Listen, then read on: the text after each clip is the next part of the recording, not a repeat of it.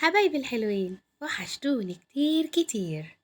الفيديو بتاعنا النهاردة جميل. هستنى بقى المطبخ يشقلب، نعمل حاجتنا بسرعة علشان نبتدي نعمل بقى روتين اليوم. المواعين متلتلة، جبت بقى شوية مسحوق وبجيب سائل سايب، بقوم بعبيه في أي إزازة عندي وبشتغل منه. أوكسي ده ريحته جميلة قوي. عملنا دورة في الغسالة، أو عشان تعرفي إن الغسيل بتاعك يبقى حلو. ناس بتشتكي قوي من الغسيل، هنعمل اعتيادي. لو انت عملتيه تقيل، يبقى لو انت حاطه بطاطين او ملايات كتير، لان التقيل مع الهدوم بيمط. زودي ميه، وبعد كده هي هتملي وهتشوف النظام. لو خلصتي بيتك ومواعينك قبل طبيخك، لما تخلصي الطبيخ هتحسي ان بيتك نظيف. هنعمل ايه النهارده؟ هنعمل كشري. نقعنا الحمص ليلة بحالها، بعد كده غسلناه وصفناه وغيرنا المية بتاعته، وحطينا عليه مية ورشة كمون وحطيناه على النار. جبت ب10 جنيه عدس بجبة. هنعمل كمية نصه بس، مش هنعمله كله. يتنقع 3 4 ساعات في مية سخنة، بعد كده يتصفى وتحط مية تانية، وبعد كده يتحط على النار يتسلق برشة كمون خفيفة. تمام.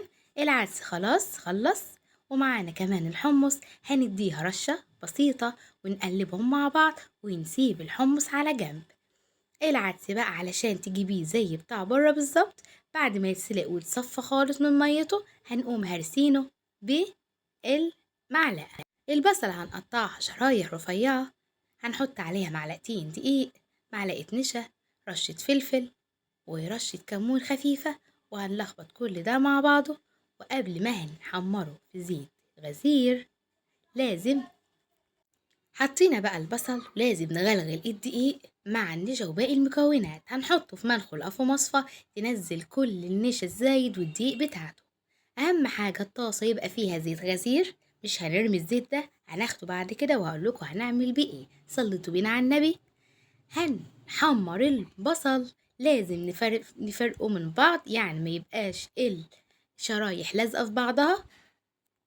الطماطم بقى ننقي الحمرا قوي علشان هنعمل الصلصة، وما عنديش اكياس صلصة موجودة عندي، لا هننقي الحمرا قوي الطماطم علشان نعمل صلصة الكشري. البصل كمان عايزينه يبقى متحمر وما يبقاش طري، ما تطلعوش على ورق. اي مصفى عندك، امهاتنا زمان كانوا بيطلعوا الحاجة على مصفى. طلعي كمان، سامعين الخرفشة؟ يعني هتفضل معاكي مقرمش لآخر اليوم. العيش بقى هنقصقصه بالطريقة دي، هنحمره بعد البصل، ما تسهيش عليه لأنه بيتحمر بسرعة. هنطلعه في المصفى، رشة ملح، رشة كمون، رشة شطة، وبرك هنسيبه على جنب.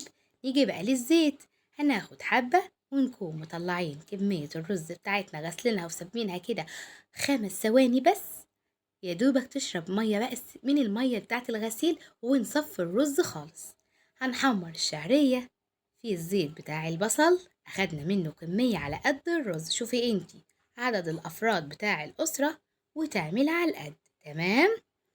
هنقلب الشعرية لغاية لما تحمر، يبقى لونها دهبي فاتح، ما تغمقهاش عشان الرز ما يغمقش معانا. انا بحب الرز بتاعي يبقى لونه ابيض حلو. خلاص الشعرية بتاعتنا، هننزل بكمية الرز اللي معانا، وهنقلب الرز مع الملح مع الشعرية تاخد المادة الدهنية بتاعتها. في ناس بيحطوا معاها مية العدس، بس انا مش بحب كده. هنقلب بقى الرز معانا ونحطه على عين تانية. المية عشان هنسلق المكرونة فيها معلقة زيت من بتاع البصل برضو، وهنقوم مقلبينها سباكيتي على عادية، نقلبينها دوبك تستوى. هنصفيها ونغسلها كويس قوي، وهنرجعها الحلة. هنحط معلقة ملح عليها، معلقة زيت. هنجيب بقى حلة وهننزل ب3 معالق زيت معانا. هناخد حتة توم مفروم، شوية كزبرة ناشفة، رشة ملح، وكعب مرقة لو كان موجود، يتحمروا مع بعض، شوية شطة صغيرين. يا دوبك تشمي ريحة التوم معانا مع البهارات.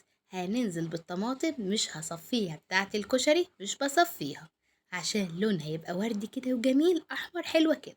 هنحط الملح ونحط 3 معالق خل ونقلب، ورشة السكر بتاعتنا والكمون، ونحط كمان معاها رشة فلفل خفيفة.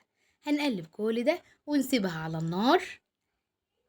نعمل بقى ال هنكمل الدقة مع بعض، وهنجيب بولة هنحط فيها معلقة كبيرة توم مهروس، وهننزل ب3 معالق خل، عصرة ليمونة كبيرة، وهننزل بكزبرة وكمون، وهنغلي كوباية مية وهننزل عليهم ونقلب كل ده. نيجي بقى نعمل الشطة. هنجيب معلقة زيت من اللي حمرنا فيه العيش والبصل، وهننزل بمعلقة شطة كبيرة يدوبك تتحمص على النار تشم ريحتها. هننزل بفنجان صغير صلصة وتسيبيها تتسبك خالص. خلصنا أكلنا النهاردة وغرفنا أكلنا، أكلة المصريين، الكشري المصري، البصل مقرمش والعيش مقرمش معانا، والصلصة لونها تجنن، والشطة كمان. لو عجبكم الكشري نعمل لايك، تعليق حلو زيكم. دمتم في رعاية الله وفضله.